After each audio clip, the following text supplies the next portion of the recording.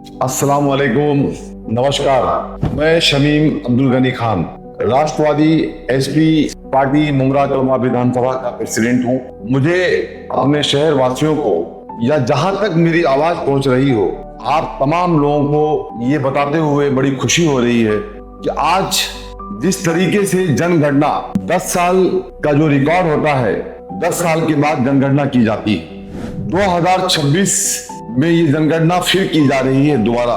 1 मई से लेकर के 15 मई तक ये जनगणना चालू की गई है। सबसे पहले तो मैं आपको ये क्लियर कर दूं कि जनगणना और एसआईआर दोनों डिफरेंट है। बहुत सारे लोग, बहुत सारे हमारे भाई, हमारी बहन, हमारे बुजुर्ग, हमारा यूथ ये कंफ्यूज है कि कहीं दोनों एक तो नहीं है। तो जो एसआईआर है और जो जनगणना है वो दोनों में डिफरेंट है। एसआईआर आपको पता हो चुका है, आपने मैपिंग करा दिया है।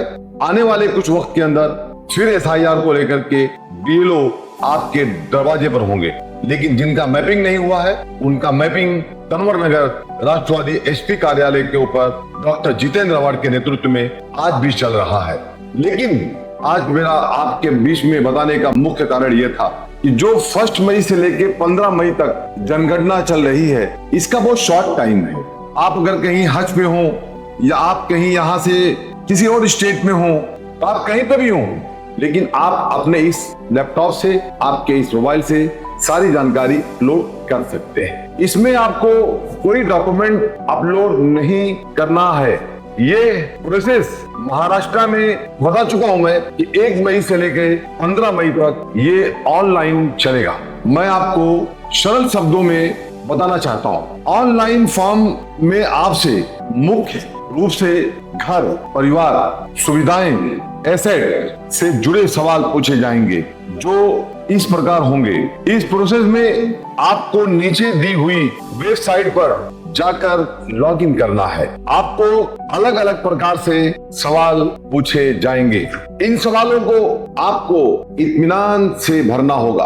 आपको फिर मैं दोबारा रिपीट करना चाहता हूँ, 1 मई से लेकर के 15 मई तक इसका समय दिया गया है। हाँ, अगर आपको कुछ परेशानी हो, आपके पास मोबाइल नहीं हो, आपके पास ये लैपटॉप नहीं हो, तो तंवर नगर दोस्त अपार्टमेंट राष्ट्रवादी विधानसभा कार्यालय ऑफिस पर हमारे नेता डॉक्टर जितेंद्र अवार्ड साहब की जानिब से वहां पर पूरी सुविधाएं प्रोवाइड की गई है। हमारी टीम वहां पूरी बैठी हुई है, पूरा काम चालू कर दिया आज से। आप आए, हम आपकी सेवा करने के लिए, आपकी खिदमत करने के लिए हाजिर है। आपके मन में एक सवाल उठता होगा कि ये जनगणना का मतलब क्या है, ये जनगणना सरकार क्यों करवाती है? तो इस जनगणना का मतलब है देश के लोगों को और उनकी जिंदगी के बारे में पूरी तस्वीर समझना, ताकि सरकार बेहतर फैसले ले सके और विकास सही तरीके से हो सके। ये है जनगणना का मुख्य मतलब। उसके बाद ये जब आपको ये सवाल पूछे जाएंगे, जिसमें टोटल 33 सवाल होंगे, जैसे ए,